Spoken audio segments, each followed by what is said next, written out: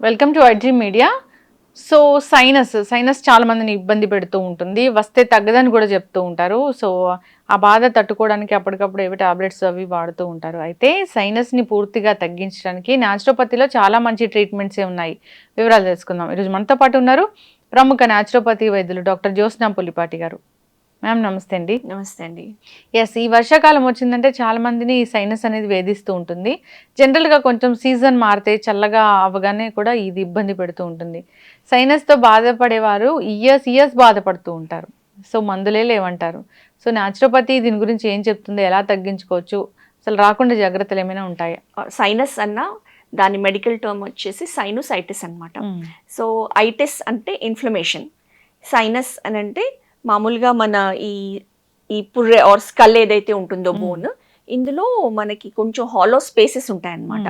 Like ఇక్కడ కానివ్వండి. So వీటిని సైనసెస్ అంటాము.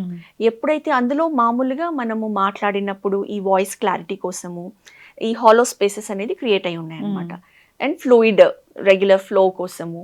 సో ఇవి కాకుండా ఎప్పుడైతే వీటిల్లో ఇన్ఫ్లమేషన్ వస్తుందో, ఇన్ఫెక్షన్ వస్తుందో, దాన్ని సైనోసైటిస్ అంటాం. సో ఈ సైనోసైటిస్ వచ్చినప్పుడు మెయిన్గా లక్షణాలు చాలా మందిని మనం చూస్తే గనక ఇక్కడ ఈ హెడేక్ తో బాధపడుతూ ఉంటారు. ఇక్కడ కూడా అంతా చాలా పెయిన్ఫుల్ గా ఉంటుంది. ఇలా టచ్ చేస్తేనే నొప్పి ఉంటుంది. కొంచెం ఫార్వర్డ్ ముందుకి వంగారనుకోండి, ఇక్కడ ఫ్రాంటల్ హెడేక్ అంటాము, అది ఎక్కువైపోతుంది. అండ్ ముఖ్యంగా ఎస్పెషల్లీ ఈ సీజనల్ చేంజెస్ అయినప్పుడు, వర్షాకాలం వచ్చినప్పుడు, ఇప్పుడు వర్షాకాలం నుంచి చలికాలం వచ్చినప్పుడు, ఇది ఎక్కువగా చాలా మంది దీంతో బాధపడుతూ ఉంటారు. దాని సిమ్టమ్స్ చూస్తే గనక చాలా అలర్జిక్ సైనోసైటిస్ అని కూడా అనొచ్చు అనమాట. పొద్దున్నే లేచిన వెంటనే విపరీతంగా చాలా మంది కంటిన్యూస్ గా తుమ్ముతారు. అంత అలర్జిక్ రైనైటిస్ అని కూడా అంటాము. సో స్నీజింగ్స్ ఉంటాయి. దెన్ రైనైటిస్ అనేసి అంటే ముక్కులో నుంచి కంటిన్యూస్ గా ఫ్లూయిడ్ కారుతూ ఉంటుంది అనమాట. కంట్రోల్ ఉండదు. తర్వాత ఈ హెడేక్ కామన్ గానే ఉంటుంది. సో ఇలాంటి లక్షణాలన్నీ కూడా ఉంటాయి ఈ సైనసైటిస్కి. మెయిన్గా ఏంటంటేనండి, ఇది ఎంత ఇబ్బంది పెడుతుందంటే డైలీ యాక్టివిటీస్ చేసుకోవాలనిపించదు అసలు. ఆఫీస్కి వెళ్తే గనక ఇప్పుడు చాలామంది సాఫ్ట్వేర్ ఆర్గనైజేషన్స్లో కంటిన్యూస్ ఎయిర్ కండిషనింగ్ అనేది ఉంటుంది. సో దాని కింద కూర్చోలేరు. కొంచెం ఎక్కువ అయినా కానీ ఇంకా అది అగ్రివేట్ అవుతుంది అనమాట.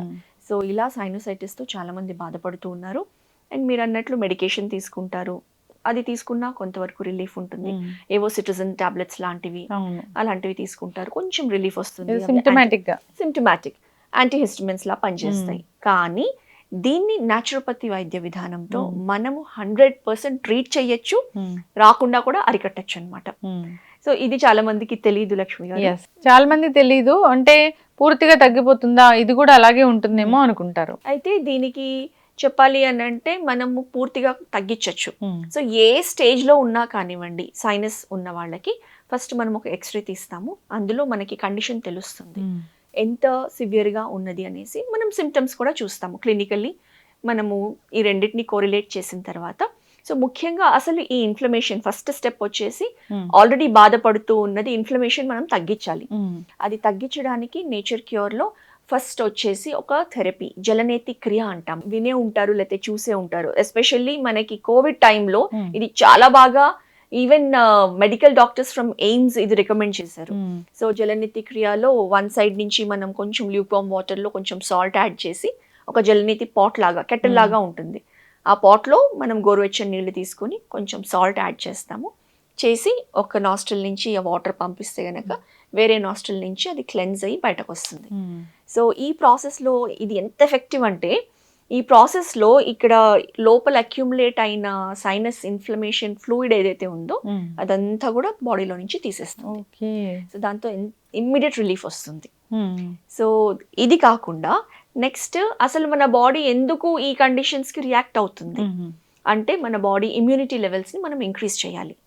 ప్లస్ ఈ అప్పర్ రెస్పిరేటరీ ట్రాక్ట్ ఏదైతే ఉందో దాని సెన్సిటివిటీ, కోల్డ్ ఎక్కువ అయినప్పుడు, లేకపోతే డస్ట్ నుంచి కానివ్వండి, పాలన్ ఎలర్జీ అంటాము, ఇలాంటివి ఏ ఉన్నా కానివ్వండి ఈ సైనస్ ఎక్కువయ్యే అవకాశాలు ఉంటాయి. సో వాటి నుంచి ఎవరైనా కానీ దానికి రెస్పాండ్ అవ్వకుండా ఉండాలి బాడీ అంటే, దాని సెన్సిటివిటీ అనేది తగ్గించాలి. సో అలా చేయాలి అని అంటే best method pranayama practice. So ముఖ్యంగా ప్రాణాయామాలో మనము కపాలభాతి రికమెండ్ చేస్తాము. సో కపాలభాతి ప్రాణాయామాలో సెన్సిటివిటీ అనేది తగ్గుతుంది నేసల్ ట్రాక్ట్కి. ఎటువంటి అలర్జిక్ ఫ్యాక్టర్స్ ఉన్నా కానివ్వండి, శరీరం అంటే మన రెస్పిరేటరీ ట్రాక్ట్ తట్టుకుంటుంది, రియాక్ట్ కాదు. సో రెగ్యులర్గా మార్నింగ్ ఈవినింగ్ ఒక 10 to 15 minutes ఈ కపాలభాతి ప్రాణాయామ, దాంతోపాటు అనులోమ్ విలోమ్ ప్రాణాయామ, భస్త్రికా ప్రాణాయామ కూడా ప్రాక్టీస్ చేయొచ్చు కొంచెం కంట్రోల్ అయిన తర్వాత. సో ఇవి చేస్తే గనక మనకి కంట్రోల్ బాగా అవుతుంది. దీంతో పాటు ఆక్యుపంక్చర్ ట్రీట్మెంట్లో ఈ స్పెసిఫిక్ పాయింట్స్తో ఆక్యుపంక్చర్ ఇస్తామండి.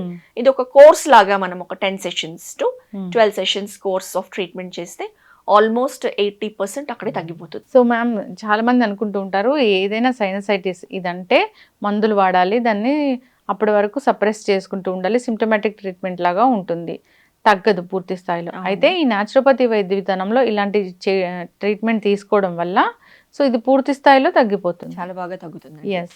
ఆహార నియమాలు ఏమైనా చెప్తారా? సో ఆహార నియమాల్లో ముఖ్యంగా ఏంటంటే ఈ ఇన్ఫ్లమేషన్ ని కాజ్ చేసే ఫుడ్స్, అందులో కొన్ని కేటగిరీస్ ఆఫ్ ఫుడ్స్ ఉన్నాయండి.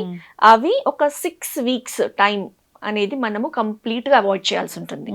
అందులో ఫస్ట్ కేటగిరీ వచ్చేసి మిల్క్ ప్రోడక్ట్స్, పాలకి సంబంధించిన ఆల్ ప్రోడక్ట్స్, పెరుగు, మజ్జిగ, milk sweets, milk chocolates, even టీలో వేసుకునే ఆ ఒక స్పూన్ మిల్క్ అంటే అది కూడా తీసుకోకూడదు.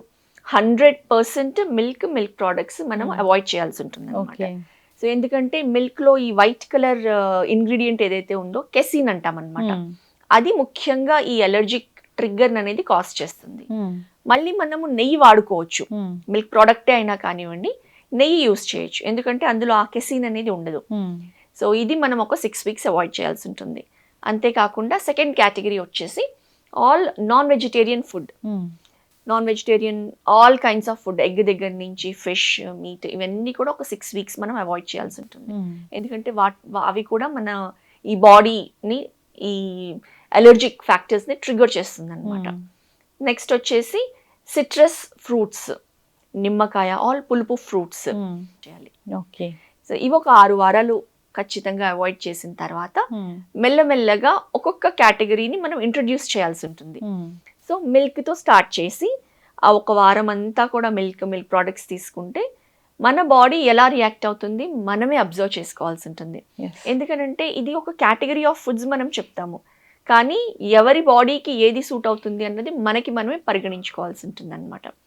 సో అలా ఎవ్రీ వీక్ ఒక్కొక్క కేటగిరీ స్టార్ట్ చేసిన తర్వాత ఎక్కువ అవుతుందా అలానే ఉందా అన్నది చూసుకొని ఏది అయితే వాళ్ళకి సరిపడడం లేదో అలాంటిది అవాయిడ్ చేస్తే బెటర్ అనమాట. ఎస్, ఖచ్చితంగా మ్యామ్, చాలా చక్కగా చెప్పారు. సైనస్ చాలా మందిని ఇబ్బంది పెడుతున్న సమస్య. సో ప్రతి ఒక్కరు కూడా సీజన్ అనే కాకుండా జనరల్గా ఏసీ రూమ్స్లో ఉండడము, వర్క్ చేయడం అనేది అది కామన్. సో అలాంటి వాళ్ళని కూడా ఈ సమస్య వేధిస్తూ ఉందని చెప్తూ ఉన్నారు. సో ఖచ్చితంగా ఇబ్బంది పడుతున్న వాళ్ళు ఒకసారి కాంటాక్ట్ చేయాలని కోరుకుందాం. దీనికైతే చక్కటి పరిష్కారం అయితే ఉంది. చాలా చక్కటి ఇన్ఫర్మేషన్ అండి, ధన్యవాదాలు. నమస్తే అండి.